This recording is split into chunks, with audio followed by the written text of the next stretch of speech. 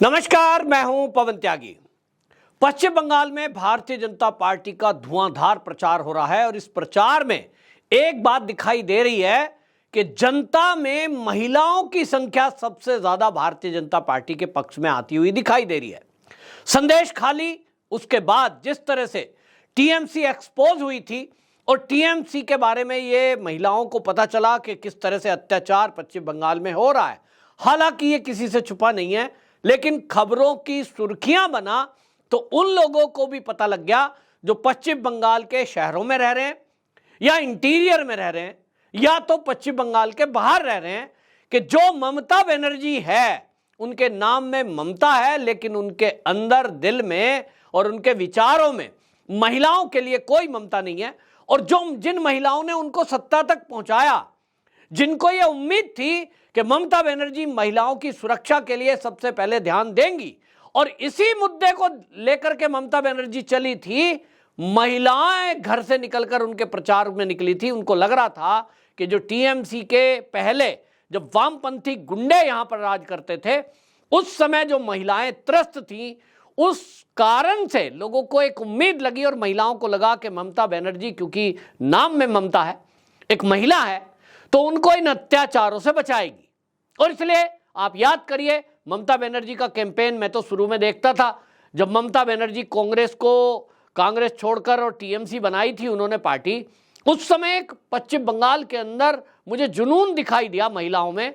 और उस जुनून में मैंने देखा है कि पैदल पैदल मार्च करती हुई ममता बनर्जी और उनके पीछे अपार महिलाओं की भीड़, और उन सबको एक उम्मीद थी और उनको दीदी की संज्ञा दी कि दीदी आएगी तो उनकी रक्षा होगी, दीदी आएगी तो अब उनके खिलाफ कोई अत्याचार नहीं होगा।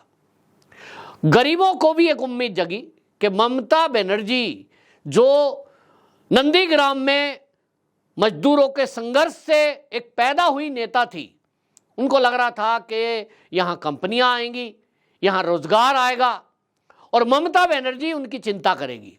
लेकिन सब उल्टा साबित हुआ।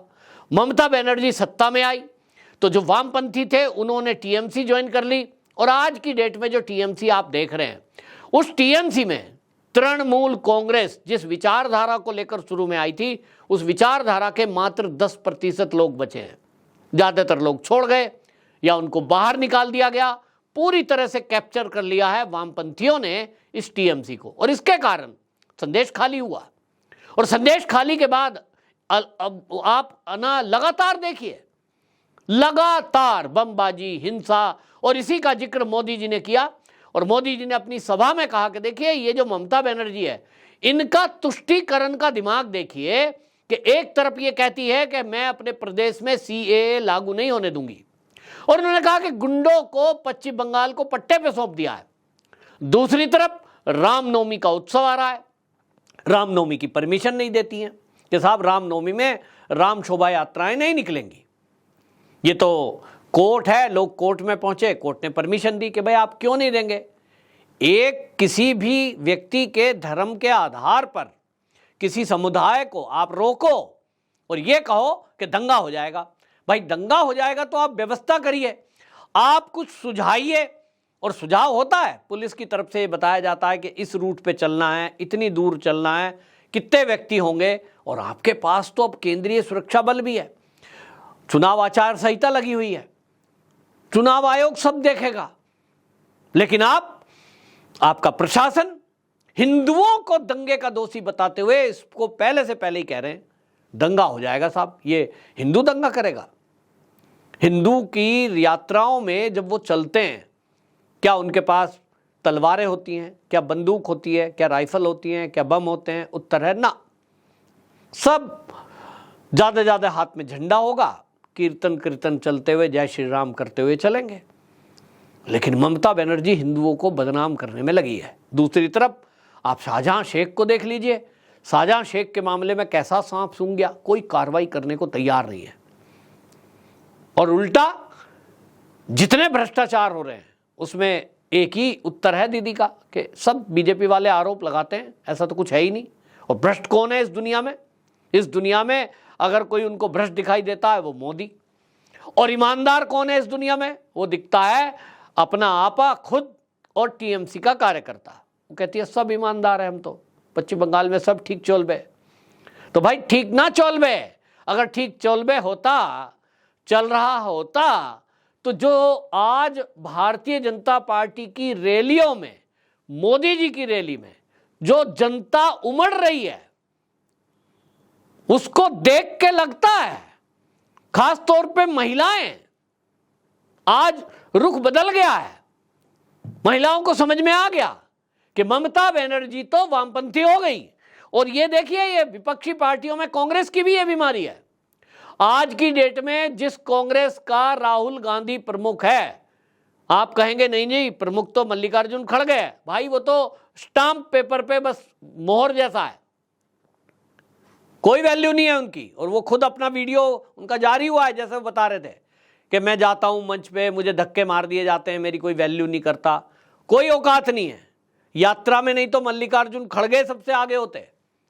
भारतीय जनता पार्टी की रथ यात्राएं आप याद करिए, जब राम मंदिर आंदोलन की यात्रा निकली तो उसका प्रमुख चेहरा कौन थे?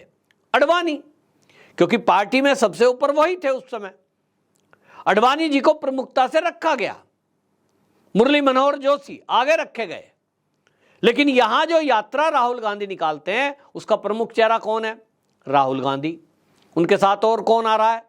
तो कभी रघुराम राजव दिखाई देते हैं, कभी उनके साथ कन्हैया कुमार दिखाई देते हैं। आप देख लीजिए, सारे वामपंथी उनके इर्द गिर्द है। और आज हालत यह है कि कन्हैया कुमार पूरी तरह से, वो पूरा उनका ग्रुप, ये कहें टुकड़े टुकड़े गैंग, वो राहुल गांधी के चारों तरफ घूम रहा है, चारों तरफ से कैप्चर किया हुआ है। और ये मैं नहीं बोल रहा हूं, कांग्रेस के प्रवक्ताओं ने, जिन्होंने कांग्रेस छोड़कर बीजेपी ज्वाइन की, उन लोगों ने बोला कि साहब हम छोड़ के इसलिए आए हैं कि राहुल गांधी के आसपास एक चौकड़ी है, और वो चौकड़ी वामपंथियों की है। राहुल गांधी के सारे फैसले वही लेती है। इसी तरह ममता बनर्जी का हाल है कि ममता बनर्जी के आसपास भी जो चौकड़ी है, उनका जो भतीजा अभिषेक बनर्जी है, उस अभिषेक बनर्जी के जो सलाहकार है, वो पूरी टीम में वही लोग हैं। तो वो क्या राय देंगे? वो तो कहते हैं हिंदुओं को कोई धार्मिक आजादी मत दो, हिंदुओं का कोई कार्यक्रम मत होने दो, बाकी किसी को रोको मत, और तुष्टीकरण करो, बांग्लादेश से आए हुए घुसपैठियों को सुविधाएं दो। अब एक देश के प्रधानमंत्री होने के नाते नरेंद्र मोदी जी ने जब इसका खुलासा किया है कि फर्जी राशन कार्ड बनाए जाते हैं, फर्जी आधार कार्ड बना दिया जाता है, ये बहुत गंभीर बात है। सरकार को सब पता है, केंद्र को, लेकिन क्या करेंगे? राज्य की सरकार का शासन प्रशासन अगर घुसपैठियों के मदद पे उतर जाएगा और एक मुख्यमंत्री खुलकर यह घोषणा कर देगी कि हम एनआरसी सीएए लागू नहीं होने देंगे, एक भी घुसपैठिए को यहां से बाहर नहीं निकलने देंगे, तो पश्चिम बंगाल का भला कैसे होगा? किसी राज्य में 5 करोड़ अगर घुसपैठिए आ जाएंगे तो ये 5 करोड़ जनता का हक तो मारेंगे। केंद्र जो राशन दे रहा है गरीबों के लिए, फ्री का राशन पिछले 3 साल से, वो किसके लिए है? बांग्लादेश के घुसपैठियों के लिए, रोहिंग्याओं के लिए थोड़ा ही है, वो है हमारे भारत के लोगों के लिए। आप और मैं जो टैक्स देते हैं वो किसके लिए? टैक्स का एक सरकार का सिस्टम है। मैं टैक्स देता हूं, मैं मेरे भाई को तो दे सकता हूं, मैं मेरे दुश्मन को कैसे दे सकता हूं भाई कोई भी मदद? तो मेरा जो भाई है वो इस देश का हर नागरिक है, किसी भी धर्म का हो, किसी भी पंथ का हो, उससे मतलब नहीं, हिंदू है या मुसलमान। मेरे टैक्स के पैसे से यदि इस देश के किसी मुसलमान को राशन दिया जा रहा है, मुझे कोई आपत्ति नहीं है, मेरा ही भाई है, इसी मातृभूमि में जन्मा है। लेकिन अगर रोहिंग्याओं को दे दोगे, जिससे पूरी दुनिया परेशान है, कोई इस्लामिक राष्ट्र भी उनको रखने को तैयार नहीं है, और वो यहां घुसपैठ करके आते हैं, जो मेरे देश की डेमोग्राफी को चेंज करने में लगे हुए हैं, अपराध में लिप्त हैं, मेरे ही देश के नागरिकों के ऊपर हमले कर देते हैं, चोरी चकारी कर देते हैं, और ऐसे लोगों को आप मेरे टैक्स के पैसे से, आपके टैक्स के पैसे से अगर कोई उनको राशन दे रहा है जो, तो ये हक मारना है, यही खतरनाक है।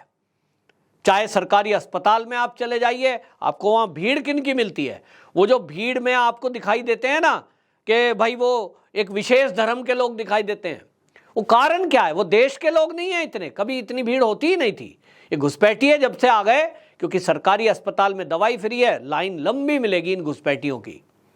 अस्पताल के बजाय स्कूल में चले जाइए, सरकारी स्कूलों में, क्योंकि दोपहर का भोजन मिलता है बच्चों को, फ्री में कपड़े पहनने को मिलते हैं, किताबें मिलती हैं, तो वहां भी लाइन इनके बच्चों की मिलेगी। तो ये एक षड्यंत्र चल रहा है जिसका मोदी जी ने ये कहा है। और आप सबको बता दूं कि राम जन्मभूमि के बारे में जब मोदी जी ने बोला कि इसका विरोध करने वाले लोग यही हैं, तो भाई सबको ये भी एक जानकारी दी गई है जो आप सबको भी मैं देता हूं कि रामनवमी पर एक शुभ घड़ी आ रही है। पहली रामनवमी ऐसी है, हम सब हिंदुओं के लिए गौरव की बात है कि रामलला अपने भव्य मंदिर में जन्मस्थान पर विराजमान है। और ऐसी रामनवमी ये पहली होगी 550 साल बाद।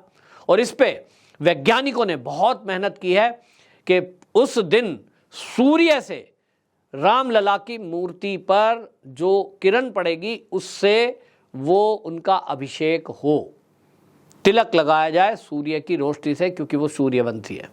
बहुत ही शुभ घड़ी, शुभ पल और एक बहुत ही उत्साह का दिन है। आप सब भी उस दर्शन को पाएंगे। जो लोग अयोध्या में फिजिकली मौजूद होंगे और जो नहीं होंगे वो मीडिया और सोशल मीडिया के माध्यम से उस दृश्य को देखेंगे। वाकई में बहुत आनंदित करने वाला दृश्य है। वंदे मातरम, जय श्री राम।